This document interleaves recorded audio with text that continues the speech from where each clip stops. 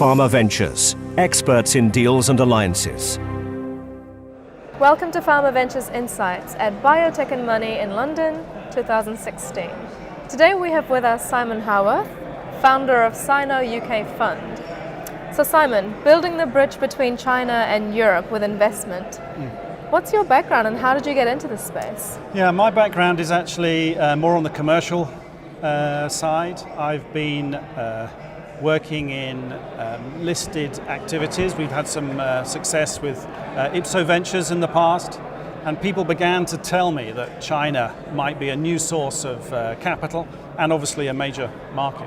So I got into it as a response to that activity. So what are your activities currently? So right now we have taken a number of companies to China. So we took medical devices, a diagnostic company to China, effectively as a test case. And I had to go through the process of setting up the company and setting up the bank account and raising capital and raising grant funding in China to find out how that worked. Because a lot of people have talked about it, but very few people have actually done it. So that was stage one. Stage two was to have a company to in-license some assets and take those to China. And we did that for a period. I have to say that was part of some of the hardest stuff we've done in China, running projects in China. Very, very difficult indeed in our experience. We've now learned how to do that. And phase three is where the life is now, which is capital is coming from China. And we are now involved in investing Chinese capital into UK and European companies to take those companies to China.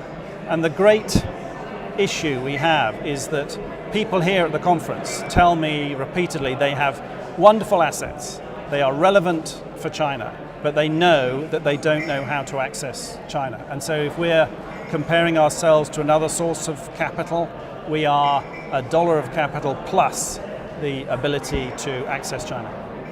When you look at assets or when you look at companies, how do you determine whether it's China ready or relevant for China? Yeah, there's two answers to the question of how to determine if something is China relevant, China ready.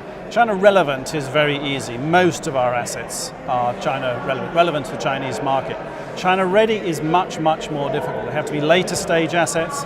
And so first of all, we look at the later stage assets, a phase 2 drug or a medical device with CE mark and some revenues. But the second stage is to check with my team in Beijing and to find out, validate on the ground in China the suitability of that asset for China. So you have teams within Europe but also China? Teams here, so the UK team is all about origination. So the two parts of the team are different. UK team is all about senior origination, whereas the Beijing team is about access to China, access to capital in China, access to partners in China, and critically the relationships in China. And what sort of investors do you work with? Early stage angels, VCs? No, the investors in what we're doing are normally corporates, but those corporates conceal a high net worth individual. So in China you've got people with some quite strange areas, disparate areas of interest where they might have made their money in hotels, they might have made it in airlines, but now they're interested in higher technology and more IP-rich technology, and thus the interest in certainly medical devices and to some extent in drugs. So it tends to be the corporate entities that represent those individuals. What sort of trends have you seen in terms of differences between European investors and Chinese investors? Attitude-wise, interest-wise? It's a wholly different market. Here today we have at Biotech and Money, we have some quite early stage companies, and these are just too early for the investor from China. They really are still looking for a 3-year exit. They're still looking for late stage assets. We are training our Chinese friends to look earlier in the investment cycle, but to be honest, they're all looking very late stages, more a growth capital type of investor than a venture capital type of investor. But at the moment, we're still in absolute fledgling state. We have this bridge that you mentioned built between China and Europe, or China and the UK. It's a beautiful thing. It's got 7 lanes in both directions. There's no gates on either side anymore, but there's still only 3 cars on that bridge. There's nowhere near the potential being achieved with the China-UK trade in both directions, particularly in our sector, that there should be. Now, over the next 2 years, one of the great things you're going to see is Chinese capital is coming.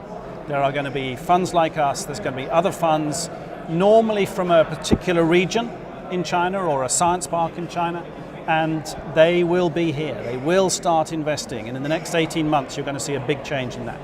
How do we ready ourselves so that we have the adequate assets? Well, obviously you need the right relationship in the investor, clearly. But in terms of readying yourselves, I think people always talk to me about IP protection and how am I going to do that. First of all, you do have to have your Chinese IP established, but we have taken a slightly different approach to IP protection because we have the Chinese government as investors in our funding activity. We use that as air cover, if you like, so you can come and threaten my IP and I will introduce you to my investors. So it's an air cover way of defending against that. So the UK has to get used to the idea that the IP position can now be addressed. And I think that's one of the most important prejudices we need to both address and sweep aside. China is now inventing a lot of its own technology and their IP protection systems are now much better internally, but still find ways to mitigate the risk, whether it's to China, to India, to anywhere else. So we use the government air cover and that's something I think we'll get used to. So far, what sort of order of capital from China has come to Europe? Yeah, there's been some. What we're doing is a little bit different to what has come before. So Chinese companies have come to acquire UK companies or acquire UK technologies. What we're doing is we're using Chinese capital to invest in UK technologies in order to help them access the Chinese market. And there's not been a great deal of capital has done that yet. There are one or two Chinese investors who have looked at quite early stage stuff in London and elsewhere, but we're only now seeing the growth of real funds who are using Chinese capital specifically to take the products to China. So it's new. One of the great things we're doing is because it's new. One of the most difficult things, of course, is it's new. We're trying to break a new method.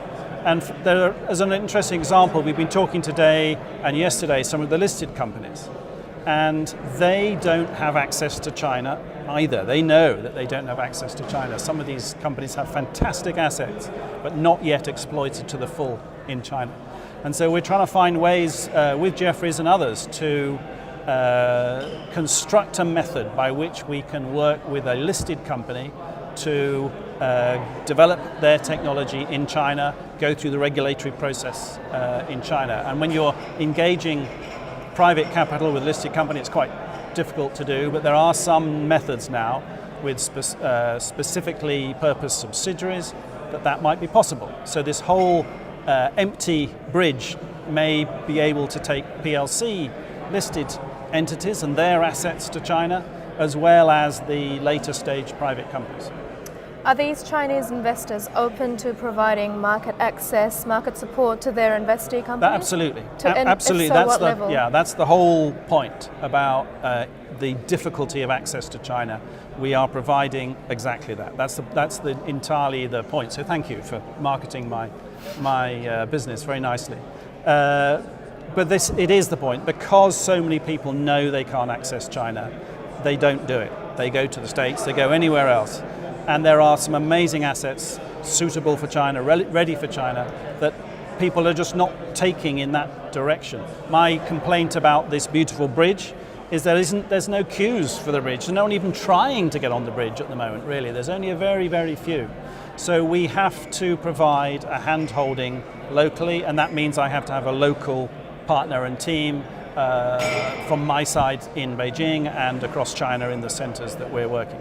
I guess traditionally businesses, to access the Chinese market or the Asian market at all, they used to use for example, Hong Kong as a landing pad to go through to the Asian market.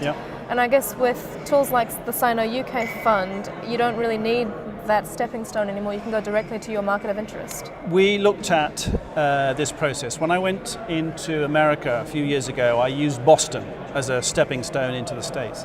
So I actually looked at Singapore as a very comfortable way of getting into China. And then I realized that China is driven so much by the personal relationships that I needed to be there. I need to be in mainland China. And also the distance between Singapore and Beijing is about the same as London to Boston. So you get to realize the scale of the place. So in the end, relationships drove our activity. We ended up going straight into mainland China. I ended up starting in Wuhan, in Hubei province, which most people in this country haven't heard of. You know, there's a science park there that when I connected with it in 2009, it was just getting going. By 2012, they had 400,000 people on that science park. This is an unbelievable activity. It's all government owned, it's all government driven.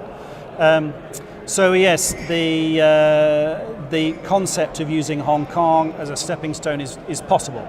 Hong Kong Science Park rings us up probably once a quarter to say we should bring companies to the science park. They try to sell it on the basis of the IP system being more recognizable and understandable.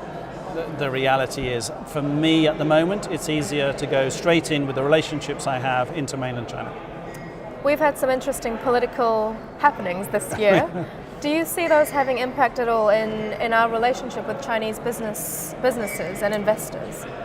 Well, one of the outputs of those interesting political times this year has been a change in exchange rate. So I was flying back from Beijing on the night of Brexit, and by the time I landed, my buying price for UK technology had just improved by anywhere between 15 and 25%, just from exchange rate and risk perspective. So there's certainly an impact of that. There's certainly an impact of interest from around the world, the non-European parties.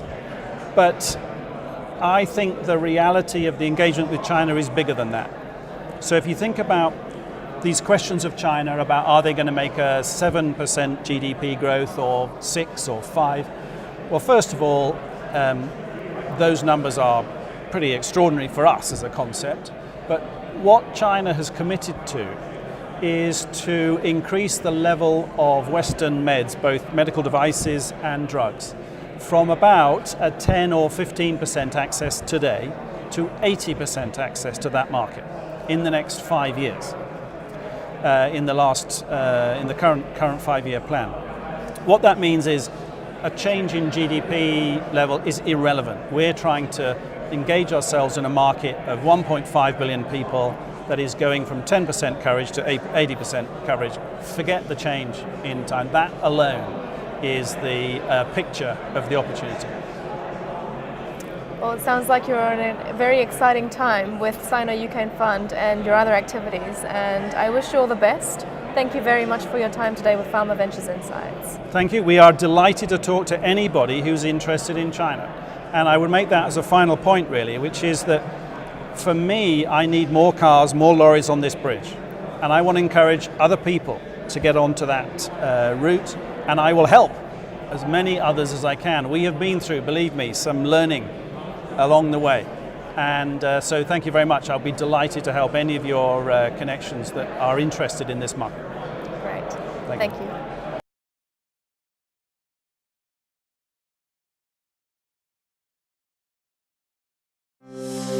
PharmaVentures, experts in deals and alliances.